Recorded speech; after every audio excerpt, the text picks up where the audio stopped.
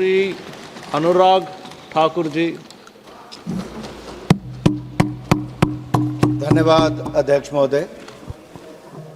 मैं आपका आभारी हूं कि आपने मुझे महत्वपूर्ण the public examination prevention of unfair means amendment bill 2026 पर अपनी बात रखने का अवसर दिया।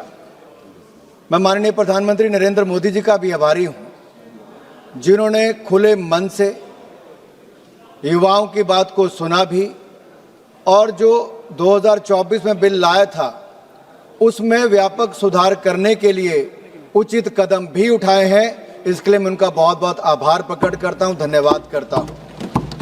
2014 से 2026 तक आप देखिए, लंबा समय हर बार प्रधानमंत्री मोदी जी युवाओं से संवाद करते रहे, सीधा संवाद किया है। चाहे देश के युवाओं को परीक्षा पे चर्चा की बात हो, ई पाठशाला की बात हो, युवाओं के लिए नई शिक्षा नीति की बात हो। मेरे से पूर्व मेरे दो साथी सांसदों ने, बांसुरी स्वराज जी और तेजस्वी सूर्या जी ने बहुत शानदार ढंग से पूरी बात को रखा। मैं दोनों को बहुत बधाई भी देता हूं। लेकिन ये भी कहना चाहता हूं, प्रधानमंत्री मोदी जी आज युवाओं से सीधा जुड़े हुए हैं और इसीलिए आज युवा उनकी बात को सुनते भी हैं।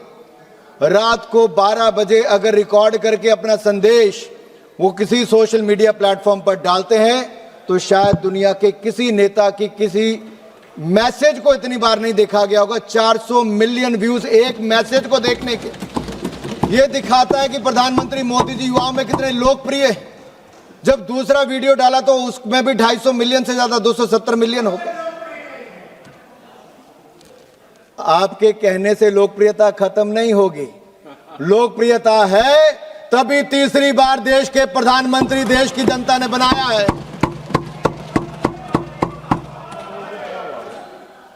और अध्यक्ष जी, सवाल यह खड़ा होता है कि आज हम सब लोग इस बात पे चर्चा क्यों कर रहे हैं? क्योंकि परीक्षा में धांधली, पेपर लीक ये किसी आतंकवाद और माओवाद से कम खतरनाक नहीं है, क्योंकि इसका सबसे पहला शिकार हमारा युवा होता है। और अपने देश के युवाओं से मैं कहना चाहता हूं, इस पेपर लीक की बीमारी का इलाज भी हम करेंगे, मुकम्मल करेंगे, क्योंकि हर मर्ज की दवा हमें मोदी सरकार में ही मिली है और इसमें भी हम इसका निवारण करने जा रहे हैं, इलाज करने जा रहे हैं। आप देखिए, इस देश में आतंकवाद और नक्सलवाद ने दशकों तक हमें बहुत जुल्म दिए, बहुत जख्म दिए और इन गहरे जख्मों से निजात दिलाने का काम भी मोदी सरकार ने किया। आतंकवाद और नक्सलवाद को जड़ से हमने ही खत्म किया है और पेपर लीक्स की समस्या को भी जड़ से खत्म करने का काम करेंगे। और इसीलिए आज जब हम सब इकट्ठे हुए हैं तो देश के युवाओं को मैं कहना चाहता हूं, ये देश के युवाओं के भविष्य की बात है। हमारी सरकार युवाओं के साथ है और युवा और मोदी सरकार ने मिलकर तय किया है, एक प्लेटफॉर्म पर खड़े होकर तय किया है कि एक ऐसा कानून लाएंगे जो आतंकवाद के खिलाफ बने कानून से भी ज्यादा सख्त होगा और दोषियों को कड़ी कार्रवाई करने पे भी काम आएगा। और आज का ये कानून आप देखिए, जो 2024 में हम लाए थे उसमें संशोधन करने के लिए लाए। अभी वेणुगोपाल जी कह रहे थे, पहले प्रियंका जी ने कहा कि कानून में बदलाव क्यों करने वाले हो। हम सिस्टम को और फूल प्रूफ करना चाहते हैं। हमारे युवाओं के भविष्य के साथ ना कोई खेले, उसके लिए सिस्टम बनाना चाहते हैं। तारीख पे तारीख, डिले पर डिले ये ना हो। जान से लेकर जुडिशियल सिस्टम को समयबद्ध तरीके से काम करने के लिए हम ये नया सिस्टम बनाने जा रहे हैं। लेकिन आप तो समय पर चर्चा करने के लिए तैयार नहीं थे, हाउस चलने नहीं दे रहे थे। राहुल गांधी जी को लगा देश के युवाओं ने उनको पूछा नहीं, ना अखिलेश जी को पूछा, ना किसी पॉलिटिकल पार्टी को पूछा, तो अब करें क्या? तो उन्होंने वो किया जो किसी नेता प्रतिपक्ष को नहीं करना चाहिए। वो प्रधानमंत्री निवास के बाहर जाकर लेट गए। अरे राहुल जी, आपकी तड़प जलन मैं समझ सकता हूं। प्रधानमंत्री निवास के अंदर आपको जाने का मौका नहीं मिल पा रहा, लेकिन बाहर ही लेटने का मौका ले लिया आपने। आपको कभी मौका अंदर जाने का नहीं मिलने वाला है।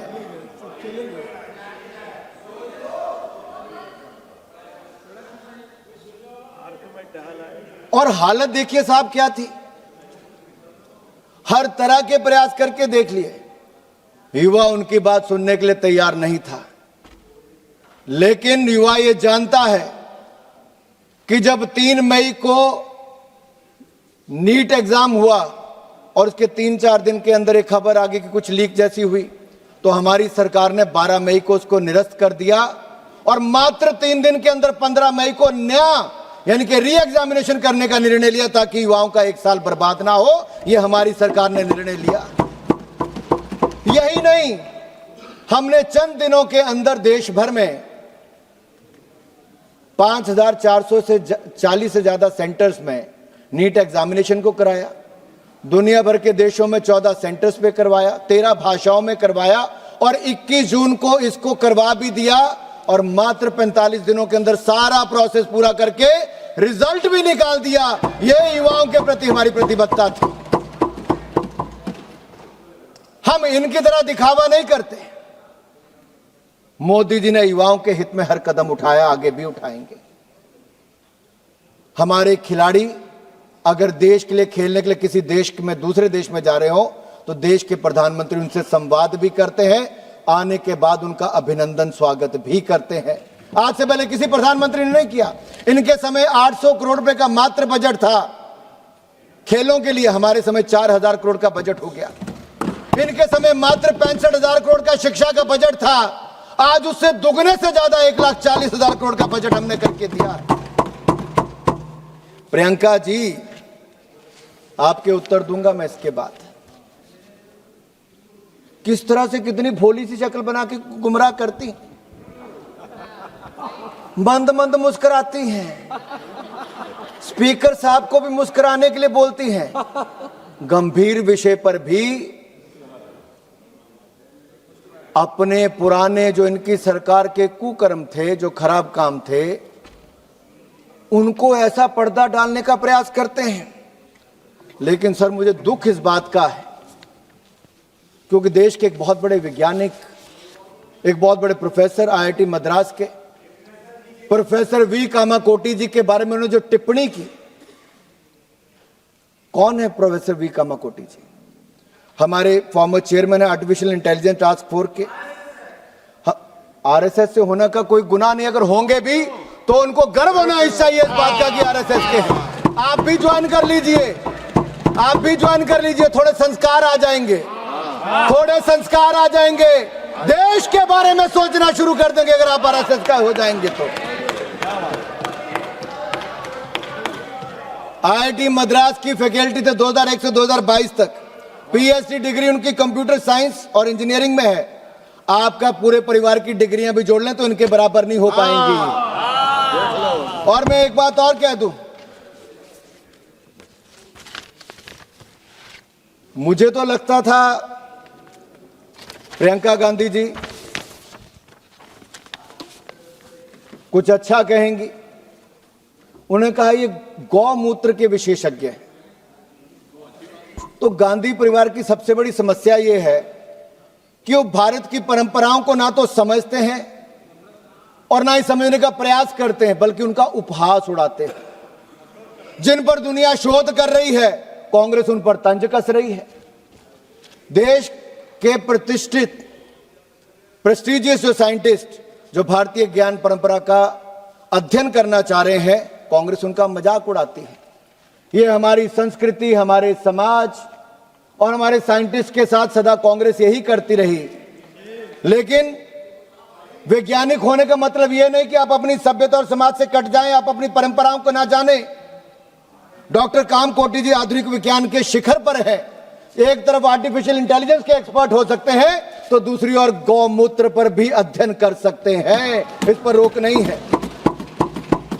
अपनी जड़ों से जुड़ने पर कांग्रेस को परेशानी है। मुझे तो लगता था प्रियंका गांधी जी राहुल गांधी जी से थोड़ी बेहतर होंगी, बहन भाई से थोड़ी बेहतर लगती थी, कम से कम हंस तो लेती थी। लेकिन आज जो आईआईटी मद्रास के डायरेक्टर के ऊपर तंज कसा, मैं ये कहूंगा भाई बहन एक जैसे लगते हैं, एक ही वनस्पति पर हैं। जिसके इस्तेमाल के साथ दिमाग कई बार सही तरह से फंक्शन नहीं करता है, और हो सकता है गौमूत्र इसको क्योर करे। डॉक्टर साहब, हो सकता है एक ही गौमूत्र उनको क्योर करे। इसलिए मैं फिर एक बार कहता हूं, अभी तो उस इलाज पे भी आता, लेकिन पहले पेपर लीक का इलाज कर लें। आनंद जी, आनंद आएगा सुनने में। भदौरिया जी,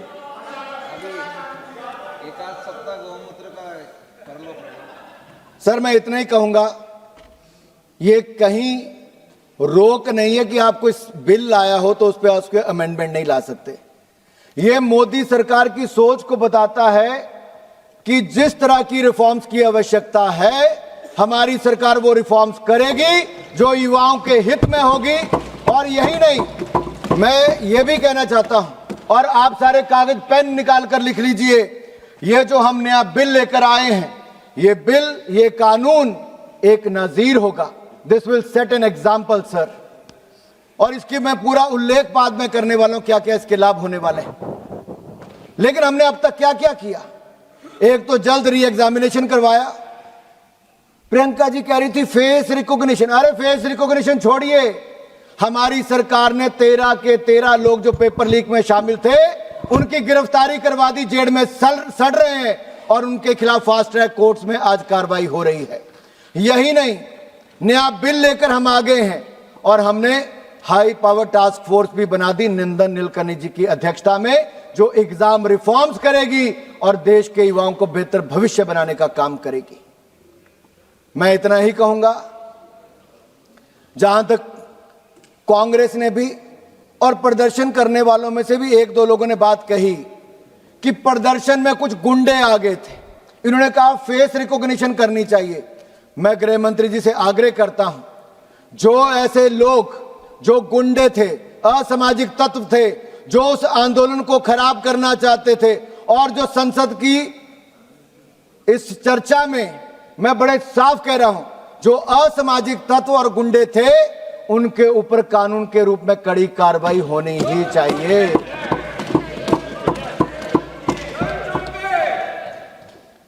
देश का युवा पेपर लीक की बात करने आया था, बेहतर सिस्टम की मांग करने आया था। वो पुलिस की गाड़ियां जलाने, पुलिस को पीटने नहीं आया था। देश का युवा नहीं कर सकता। ये मुझे ही समाजवादी पार्टी के कुछ सांसद कह रहे थे, हम गए तो हमें भी उन्होंने भगा दिया कि आप क्यों आए हो। मैंने कहा भाई आपका ट्रैक रिकॉर्ड ही ऐसा था, आपको वहां कौन लेता है। अरे आपके नेता आपके नेता अखिलेश यादव जी पे आऊंगा मैं, ठहरो जरा, बताता हूं क्या बोलते थे वो। उन युवाओं ने भी इनका मजाक उड़ाया। राहुल जी तो हिम्मत ही नहीं कर पाए उस आंदोलन में जाने की, वो बाहर जाके प्रधानमंत्री निवास के बाहर बैठ गए। लेकिन सबसे बड़ी समस्या अध्यक्ष ये हुई, खुद चले गए, समाजवादी पार्टी वालों को और बाकी इंडी गठबंधन वालों को बुलाया ही नहीं कि महफिल अकेले लूटना चाहते थे। ये ट्रस्ट की कमी आपके गठबंधन में है, ना नेता है ना नीति, और नीयत में तो खोट पहले दिन से नजर आता है।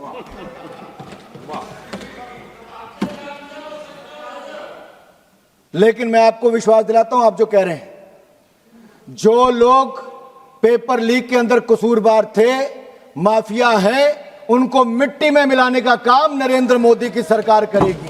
देश के युवाओं को आश्वस्त कराना चाहता हूं।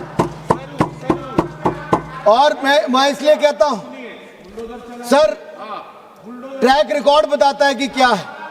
देश में पहला एंटी चीटिंग लॉ कौन लेकर आया? हमारी सरकार लेकर आई। देश में 2024 में नरेंद्र मोदी जी की सरकार लाई। आज उसमें संशोधन करने की भी ताकत किसी ने रखी तो नरेंद्र मोदी की सरकार ही कर रही है। राज्यों में भी कल्याण सिंह जी की सरकार थी, राजनाथ सिंह जी हमारे शिक्षा मंत्री थे। उस समय हमने उत्तर प्रदेश में बेहतर शिक्षा लाने के लिए राजनाथ जी ने शानदार काम किया, एंटी चीटिंग लॉ वहां पर हम लाए। लेकिन अखिलेश यादव जी और मुलायम सिंह से जब मैं पूछना चाहता हूं, जब उस समय मुलायम जी थे, क्या भाषण देते थे। अरे भाषण सुनिए अखिलेश यादव जी का, कहते नकल तो हम सब ने की होगी, थोड़ी थोड़ी नकल तो चलती है, थोड़ी थोड़ी सब कर लेंगे तो क्या हो जाएगा, हम सत्ता में आएंगे। अखिलेश जी ने कहा तो सब चीटिंग करने वालों को छोड़ देंगे, वोट डालो सपा को।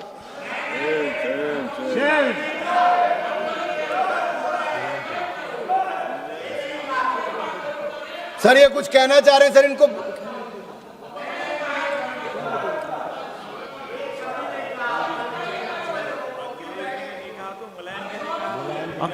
अनुराग ठाकुर जी, अनुराग ठाकुर जी सर ये बता दें अखिलेश जी ने कहा कि मुलायम जी ने कहा, सर ये बता दें अखिलेश जी ने कहा कि मुलायम जी ने कहा ईमानदार युवाओं के साथ ये कहते हैं कि बेईमानों को आगे आने दो, चीटिंग करने वालों को आगे आने दो।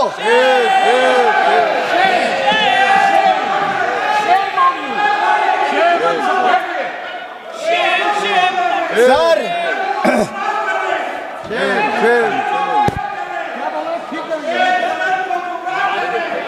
सर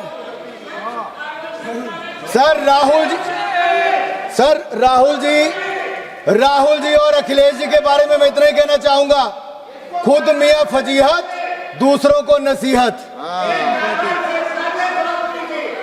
और यही नहीं जिन्होंने 50-60 साल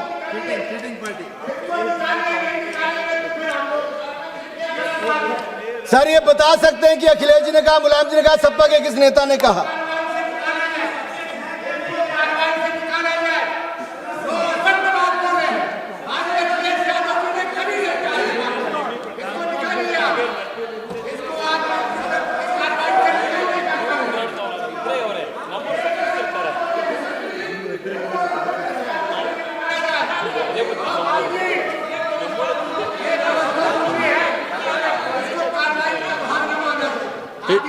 नहीं, इस बात पे हम एग्जामिन करेंगे।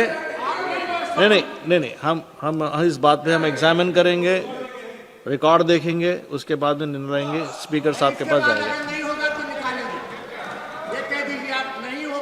नहीं, जो हमको कहना है हमने कह दिया है। आप बैठिएगा प्लीज, आप बैठिएगा। अब बोलिएगा अनुराग ठाकुर जी।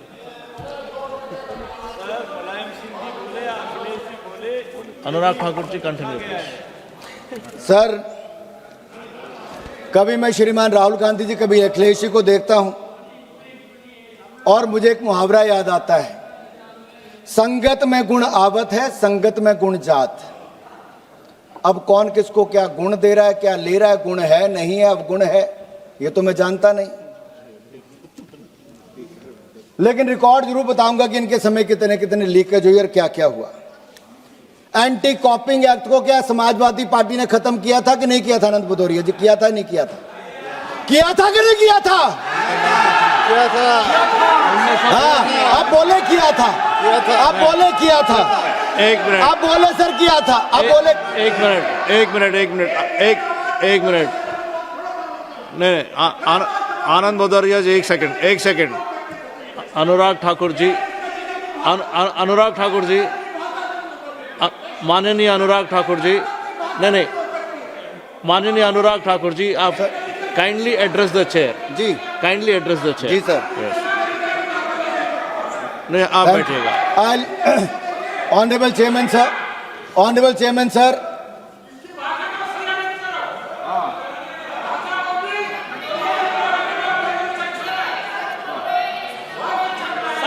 सर सच थोड़ा कड़वा होता, थोड़ा ज्यादा जोर से लगा समाजवादी पार्टी को, लेकिन मैं इतना जरूर कहूंगा, 2012 में UP police recruitment exam paper leak किसने किया? इनकी सरकार में, सपा में। 2014 CPMT एग्जाम पेपर लीक किसकी सरकार में हुआ? सपा में।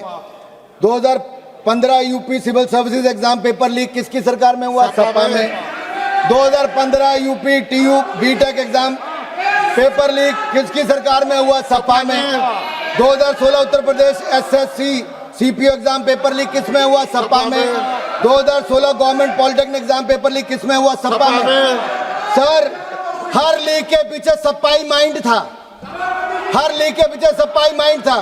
यूपी को नकल प्रदेश और पेपर लीक प्रदेश इनकी सरकार ने बना दिया था, समाजवादी पार्टी ने।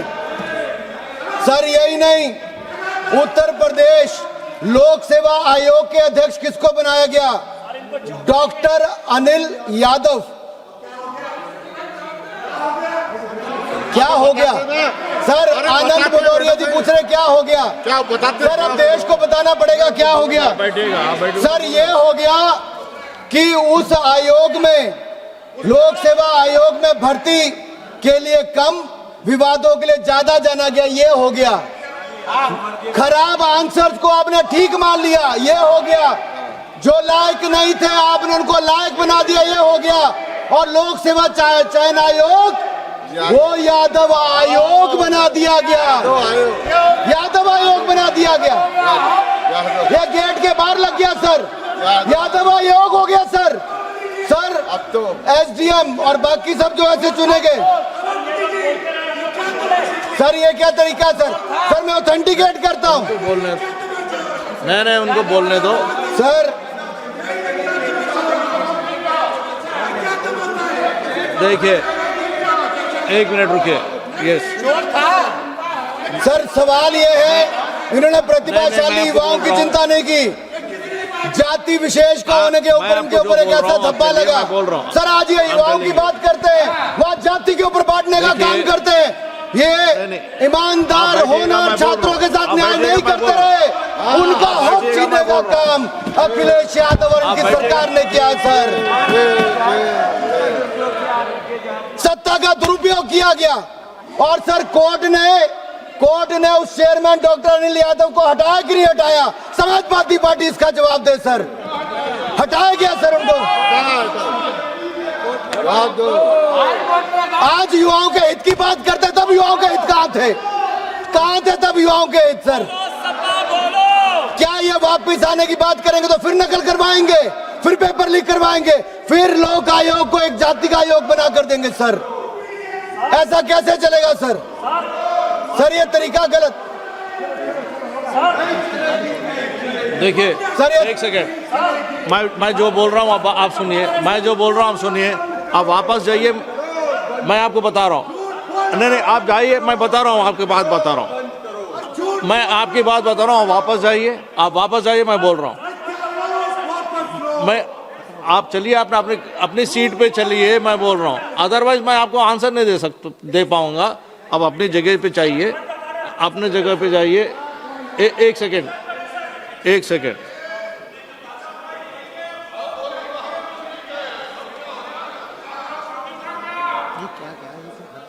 देखिए एक सेकेंड निखिलेश जी। नहीं जो उन्होंने कोट किया है उसका ऑथेंटिफिकेशन पूछेंगे या रिकॉर्ड देखेंगे, उसके ऊपर कार्रवाई होगी। आप बैठिएगा प्लीज, आप बताइए। नहीं जो नो मेरा रूलिंग हो गया है। नहीं मेरा रूलिंग हो गया है। मेरा नहीं, आप जो ऑब्जेक्शन रेज किए हैं उसका रूलिंग हो गया। आप बैठिएगा प्लीज, बैठिएगा, आप बैठिएगा। निखिलेश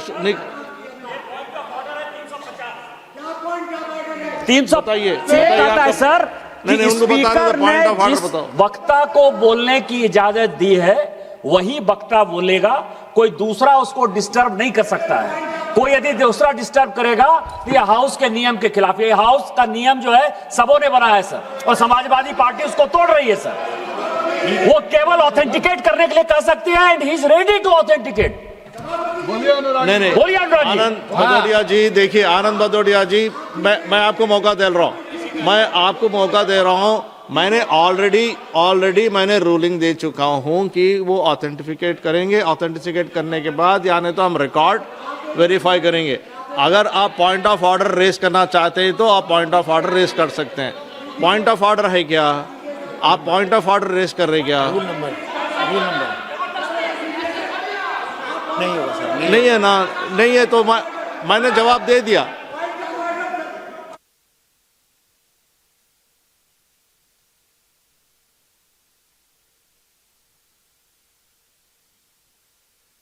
रूल नंबर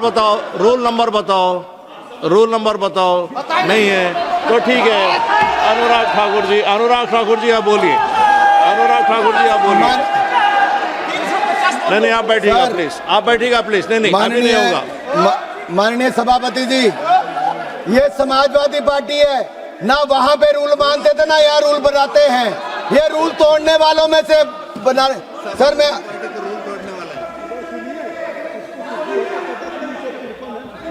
आप बोलिएगा प्लीज। माननीय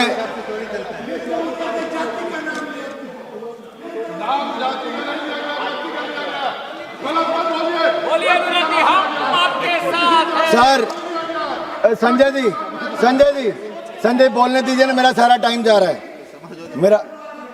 सर अभी तो आप आगे बढ़िए, आप आगे बढ़िए। सर 4 मौके ऐसे आए जब आयोग को अपने फैसले बदलने पड़े। सर आयोग की ओर से गलत को सही उत्तर मान लिया गया। सर ऐसे आरोप हैं। यही नहीं सर, सेवा आयोग ने 2012 की सारी कॉपियां जला दी सर, सारी कॉपियां जला दी। ये वेणुगोपाल जी कह रहे थे आरटीआई, अरे सपा से पूछिए आरटीआई कहां गई थी, सारी कॉपियां जला दी गई थी वहां पर। और यही नहीं सर, फाइनल रिजल्ट आने पर भी विवादों में रहे। आयोग को जाति विशेष आयोग बना दिया गया, ऐसे आरोप लगे। सर ये लाठियों की बात करते हैं। सर इलाहाबाद हाई कोर्ट के बाहर जितने युवा गए थे, सिर फटे, टांगे टूटी, मुकदमे किए गए। आज मैं पूछता हूं कहां पर है वो? इन्हीं की सरकार ने लाठियां चलाई थी सर। सर इनकी हालत तो वो है, 100 चूहे खाकर बिल्ली हज को चली। 100 पेपर लीक करवा के राहुल गांधी अखिलेश यादव आंदोलन करने चले सर। सर जिन्होंने गुलशन को उजाड़ा वह गुलशन में बाहर लाने की दुहाई दे रहे हैं। ऐसी आपकी हालत है, कौन आप पे विश्वास करेगा? सर मैं आपको अगली बात करता हूं। सर कांग्रेस पे आता हूं सर। सर ये हमें कहते हैं आप बिल क्यों लाए?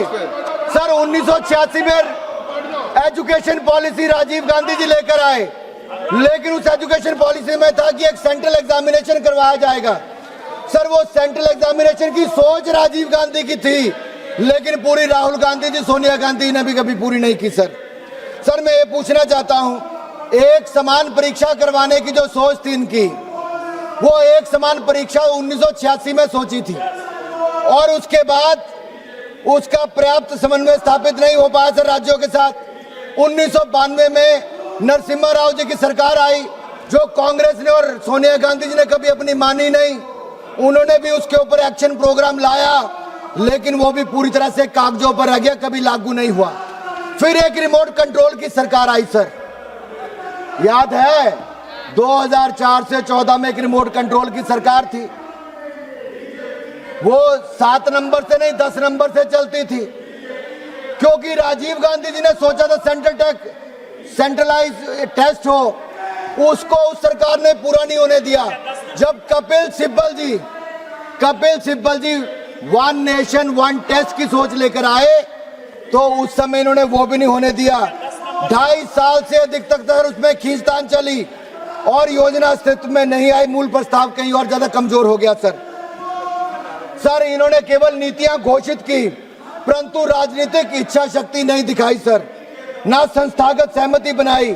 4 दशकों तक युवाओं को बिखरी हुई असुरक्षित परीक्षा व्यवस्था इन लोगों ने दी। सर अब मैं आता हूं पेपर लीक पर। सर इनको बिठाइए सर, ये तरीका ठीक नहीं है। एक मिनट सुनिए सर, ये तरीका ठीक नहीं है सर। आपके पार्टी से श्री पुष्पेंद्र सरोज जी को जब नाम हम जब लेंगे, जो आप बता सकते हैं, आपकी पार्टी से जब हम पुष्पेंद्र सरोज का नाम जब बुलाया जाएगा, तब वो अपनी बात नहीं आप नहीं please stop this cross talk. नहीं Bhadauria ji, Nishikant ji, please do not talk across the नहीं भाई, आपके अपने नेता के आगे नंबर बने के चले जाओ यार वापस। देखिए भदौरिया जी देखिए, मैं ऑथेंटिकेट करने के लिए तैयार हूं सर। पुष्पेंद्र सरोज जी का नाम बुला रहे हैं, तब आप बता सकते हैं। ये कैसा संयोग? हम मौका दे रहे हैं, यादव आयोग बना दिया सर। मैं नहीं कह रहा सर, ये पेपर में आया है। नहीं अब सर मेरा आपसे अनुरोध है सर, क्या लाठियां आज ही चली कि पहले भी चली? सर जब आवाज उठानी सर, हम लोग भी युवा मोर्चा का सर, मैं भी अध्यक्ष रहा 6-7 साल सर 2006 में यहीं पे कांग्रेस की सरकार के खिलाफ जब प्रदर्शन किया सर, इतनी लाठियां मारी कि आज तक सबको दर्द होता है। सर 2011 में जब हम संसद घेराव करने आए, रामलीला मैदान से लेके पैदल यहां तक, यहीं पे आंसू गैस के गोले चले, यहीं पे लाठियां चली। सर 13 साल मैंने मुकदमा झेला 2011 से लेके 2023 के अंत तक। कौन कौन थे उस मुकदमे में? दिलीप जैन राजस्थान से, कालू भाई मध्य प्रदेश से, गुरप्रीत संधू पंजाब से, मदन कुमार बिहार से, सुनील कुमार दलित बिहार से, बबलू पंडित हिमाचल से, संजीव बिहार से, सुशांत शुक्ला छत्तीसगढ़ से, रत्नेश आयंगर मध्य प्रदेश से। हमने आपको सर यही नहीं मौका सर दिया जाएगा, आप बैठेगा। अरे बीच में नहीं होगा, ऐसे बीच में नहीं होगा। नहीं, उनको खत्म करने दो, नहीं उनको खत्म करने दो। सर यहाँ पे एक बात आई, सर पेपर लीक, भ्रष्टाचार और तिरंगे के सम्मान के लिए हमने सब पर आंदोलन भी किए, यात्राएं भी की। सर अपने ही देश में तिरंगा झंडा फहराने के लिए हमें गिरफ्तार करके जेल में डाल दिया, लाठियां चलाई गई। सर लाल चौक पर तिरंगा झंडा फहराने के लिए 2011 में 26 जनवरी को, जहां एक और मुझे जेल में डाल दिया गया, कठुआ की जेल में। स्वर्गीय अरुण जेटली जी, स्वर्गीय सुषमा स्वराज जी को जेल में हमारे साथ डाल दिया, शांता कुमार जी पूर्व मुख्यमंत्री, उनको जेल में डाल दिया गया, अनंत कुमार जी को जेल में डाल दिया गया। केवल युवा मोर्चा ने कहा था तिरंगे का अपमान नहीं होने देंगे, जलाने नहीं देंगे, फाड़ने नहीं देंगे, तिरंगे का सम्मान करेंगे, लाल चौक पर जाके तिरंगा फहराएंगे। उसके खिलाफ इन्होंने जेल में डाला। जिस जेल में डाला सर, गुजरात के आज जो डिप्टी सीएम है हर्ष सांघवी, प्रदीप सांघवी, शशिकांत पांडे, अल्पेश लिंबाचिया, सर इनको जिस जेल में कश्मीर में डाला, उसी जेल में सामने वाले कमरे में यासीन मलिक था। उसको खुली छूट मिलती थी सिगरेट पीने की, कॉफी पीने की, बाकी जाने की, और हमें कहा जाता था भद्दी भद्दी गालियां निकालकर पिटाई की जाती थी, इनके हाथ पैर तोड़ दिए गए। सर यह इनकी सरकार थी। सर ये आज युवाओं की बात करते हैं। यही नहीं सर, जब यहां पर बाहर आंदोलन हुआ, मेरे अपने हमीरपुर के नरेंद्र अत्री हो, राकेश कुमार काउंसिलर, सर उनके हाथ पैर तोड़ दिए गए। आज भी मुकदमे झेलते हैं। हरीश द्विवेदी हमारे साथ सांसद थे, उनका हो गया सर। आरपी सिंह, शिखा राय वगैरह सब इनके साथ थे। सर मैं आपको एक और कहना चाहता हूं, बिल्कुल वो तो एनकाउंटर होने वाला था। सर अब मैं सर कांग्रेस के समय जो पेपर लीक हुए, सर थोड़ा सा प्रकाश जरूर डालना चाहता हूं। सर 2004 में CBSE all India PMT paper leak सरकार किसकी थी? कांग्रेस की।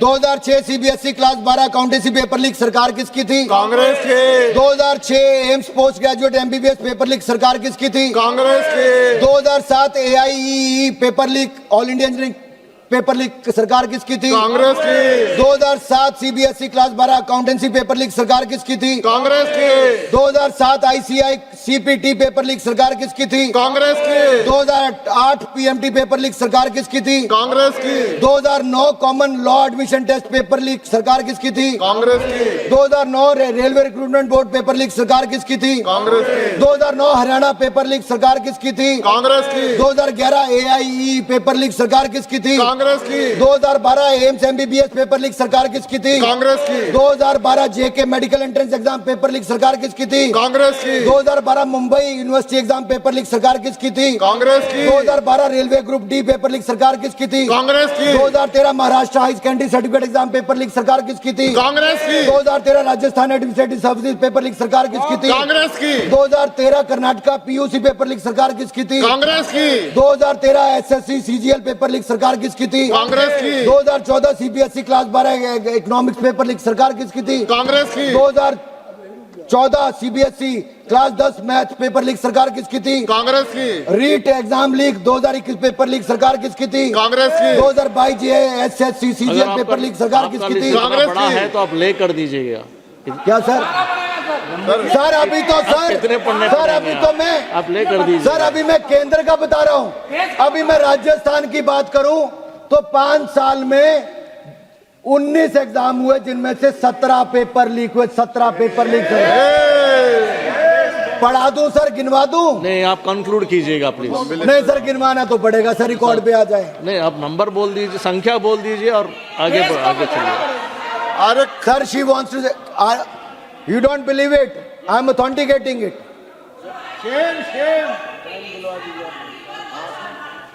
सर मैं बहुत क्लियर हूं सर। आज केरल पब्लिक सर्विस एग्जाम की बात करें, कमीशन की बात करें, वहां पे पानी पड़ रहा है, वहां पे लाठी चल रही है, तो वहां पे इनको नजर नहीं आता होगा राहुल जी, प्रियंका जी को। सर, हिमाचल प्रदेश में स्कैम पे स्कैम हो रहा है, स्कूल बंद कर दिए जा रहे हैं, क्या इनको हिमाचल के स्कूल नजर नहीं आते? वहां कहा था 5 लाख युवाओं को नौकरी देंगे, सर 5 साल सरकार को होने आए, वहां नहीं दी।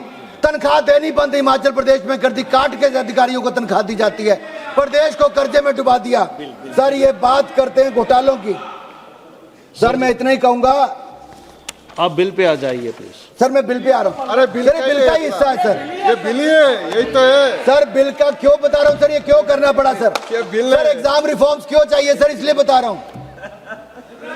बिल ही है, बिल ही है। सर, हो क्या गया सर एक मैं सभी सांसदों को कहता हूँ, थोड़ा ध्यान से सुनिए। सर, 12 साल से हम सरकार में, आज का जो 18 साल का बच्चा होगा उसको ये नहीं पता होगा कि कितनी जातियां, कितना भ्रष्टाचार, कितने देश विरोधी कार्य कांग्रेस ने 2004 से 14 तक किए। मैं तो अभी 4 से 14 का गिनवा रहा हूं, 1947 से शुरू करूंगा तो बड़ी लंबी लिस्ट हो जाएगी। इसलिए गिनवा रहा हूं कि 18 साल वाले को तो सिर्फ आज 12 साल नजर आते हैं, उससे पिछले वाले क्यों होंगे? सर, एक प्रश्न सबके सामने है सर।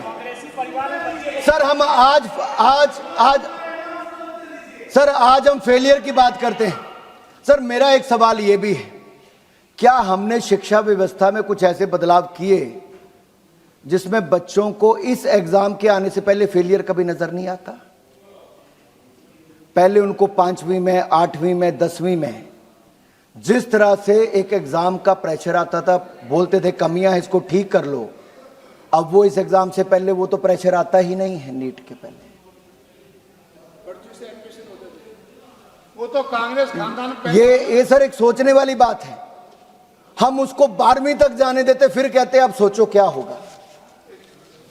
क्या उससे पहले जो चेक बैलेंस थे वो बेहतर था कि नहीं था? आज उस पर एक बार जरूर सोचना चाहिए।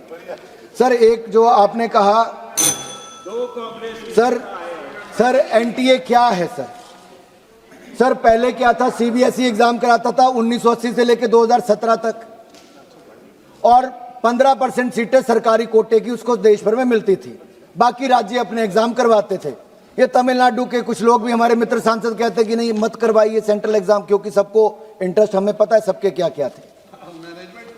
मैनेजमेंट कोटा जो संजय जी ने कहा, सर हमें मैनेजमेंट कोटे में इंटरेस्ट है कि यूथ के कोटे में, युवाओं के कोटे में इंटरेस्ट है, उनके भविष्य में इंटरेस्ट है? नरेंद्र मोदी जी ने आपके मैनेजमेंट कोटे में इंटरेस्ट नहीं रखा, युवाओं के भविष्य का इंटरेस्ट देखा है।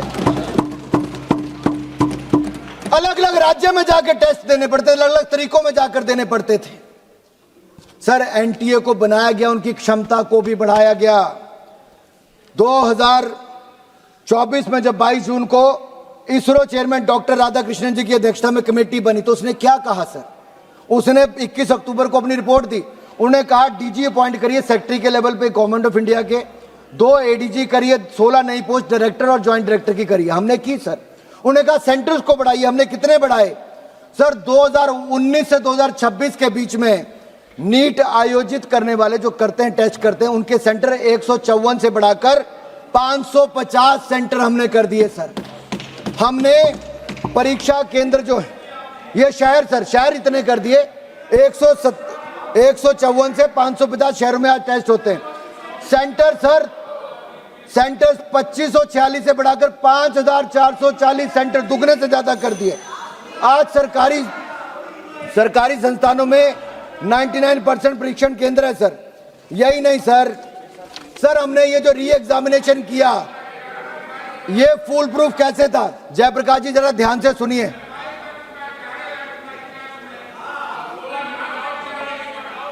सर, दोनों सांसद हरियाणा से हैं। मैं दोनों सांसदों से पूछता हूं, अपने दिल पर हाथ रख के बोलना, 10 साल जब आपकी सरकार थी, खर्ची और पर्ची की सरकार थी सर, खर्ची और पर्ची, क्या खर्चा करो या पर्ची पर लिखकर आता था? सर, ये चाहते थे कि हरियाणा की कांग्रेस सरकार का लाऊं। जयप्रकाश जी, खर्ची और पर्ची की सरकार हरियाणा में चलती थी 2004 से 14 तक। युवाओं ने आपको बाहर रखा है सर इनको बिठाइए सर, मेरे 3 मिनट और हैं सर।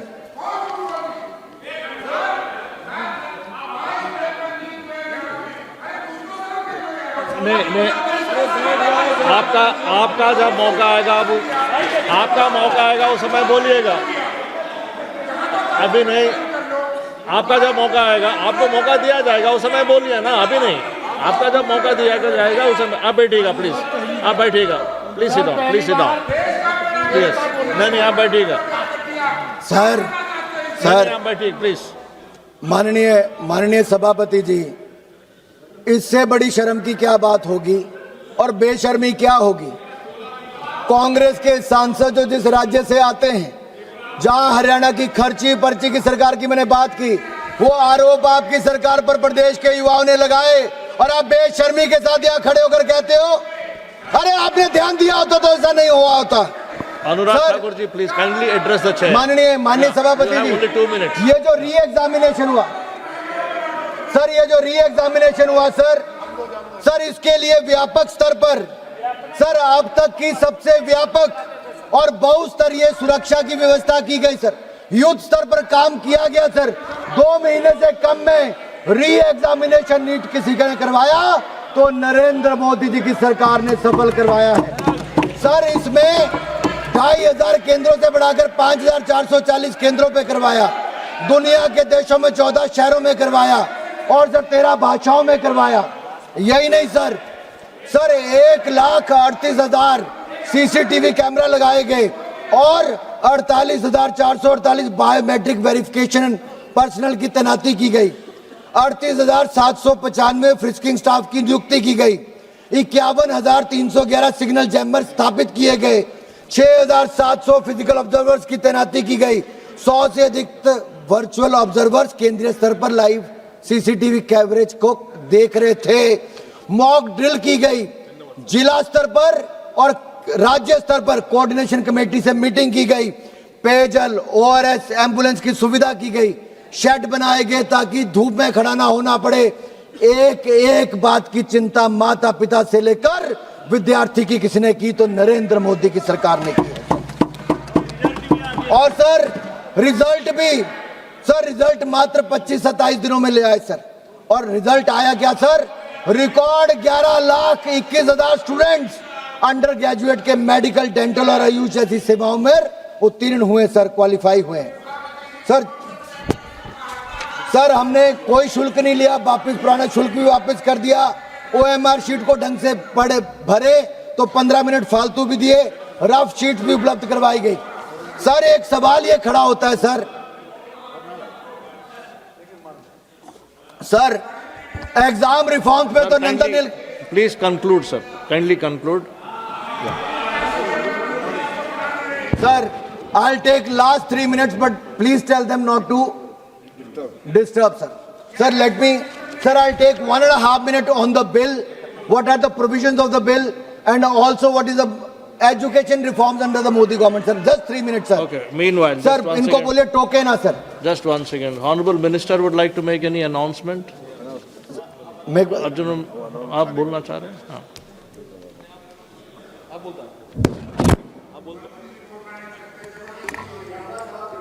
अध्यक्ष महोदय, ये सभी माननीय सदस्यों के साथ निवेदन है कि फर्स्ट फ्लोर पर एमपी डाइनिंग में भोजन की व्यवस्था की गई है।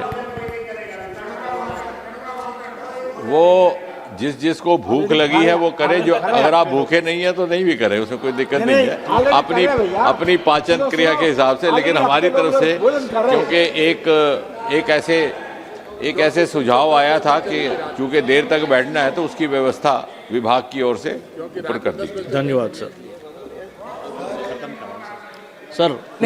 Last 2 minutes, kindly conclude. माननीय सभापति जी, इस बिल में अगर कोई व्यक्ति अपराधी है तो उसको सजा बढ़ाकर 5 से 10 साल कर दी। 10 लाख का जुर्माने से बढ़ा के 50 लाख का कर दिया। सर्विस प्रोवाइडर का सर 5 करोड़ रुपया उसको जुर्माना और डिपार्टमेंट 8 साल तक कर दी। ऑर्गेनाइज क्राइम में कोई होगा तो उसको जुर्माना 10 करोड़ का लगेगा और उसको सजा भी 7 साल की सर। और स्पेशल टास्क फोर्स का गठन का भी इसमें प्रावधान किया गया है। जांच को मात्र 2 महीने में पूरा करना होगा और special task force, special court भी बनाए जाएंगे। चार्जशीट के 3 महीने के अंदर मामला निपटाया जाएगा। हाई कोर्ट में भी डबल बेंच होगी सर, और 3 महीने में निपटाने का काम किया है सर। इससे दिखाता है कि कैसे तारीख पे तारीख नहीं होगी और जल्द न्याय मिल पाएगा। नकल का नेटवर्क टूटेगा, मेहनत का भारत जीतेगा, दलालों का खेल रुकेगा, प्रतिभा का भविष्य बनेगा। सर पंजाब में जो आम आदमी पार्टी की सरकार है सर, 5 ऐसे सर घोटाले देखिए, पीपीएससी नायब तहसीलदार recruitment scam, Punjab state teacher eligibility scam, PSCB class 12 board English examination scam, PPSC agriculture development officer scam, PPSCB group B officer combined exam, pharmacy officer high tech cheating है sir. ये इतने 5 लाख लोगों को सीधा पंजाब में नुकसान हुआ। ये स्कैम चीटिंग के मामले, पेपर लीक के मामले ये पंजाब के आए सर, और ये बेशर्मी के साथ उनके साथ जाकर बैठे थे। सर मैं एक बात कहना चाहता हूं सर अगर आप देखेंगे सर, प्रियंका जी कह रही थी मेडिकल कॉलेज बढ़ाने चाहिए सर। मेडिकल कॉलेज कांग्रेस की सरकार में 60 साल में 387 बने, आज वो बढ़कर 844 हो गए, दुगने से ज्यादा 844। एमबीबीएस की सीटें 51,348 थी, वो आज 1,39,490 हो गई। मेडिकल पीजी की सीटें 31,190 थी, आज वो बढ़कर 86,360 हो गए। 16 आईआईटी थे 23 हो गए, आईआईएम 13 थे 21 हो गए, ट्रिपल आईटी 9 थे 25 हो गए, 7 एम्स थे आज 21 हो गए। हायर एजुकेशन इंस्टीट्यूशन 51,000 थे, आज वो 70,000 हो गए। यूनिवर्सिटी 760 थी, आज 1,338 हो गई। और टोटल एनरोलमेंट बढ़कर 4 करोड़ 50 लाख हो गई, 31% वृद्धि हुई। यही नहीं, ग्रॉस एनरोलमेंट रेशो 30% हो गई और महिलाओं की 31.2% हो गई। सर एससी एसटी 70% और 100% इनकी हो गई। सर मैं कुल मिलाकर ये कहना चाहता हूं, मोदी सरकार ने एजुकेशन रिफॉर्म्स भी लाए, एग्जाम रिफॉर्म्स भी लगाए। आज युवाओं का भविष्य सुरक्षित करने के लिए, सुनहरा करने के लिए आज एक ऐसा बिल लाए हैं। पेपर लीक पर प्रहार करेंगे और माफिया को दबाएंगे और युवाओं को उज्जवल भविष्य बनाएंगे।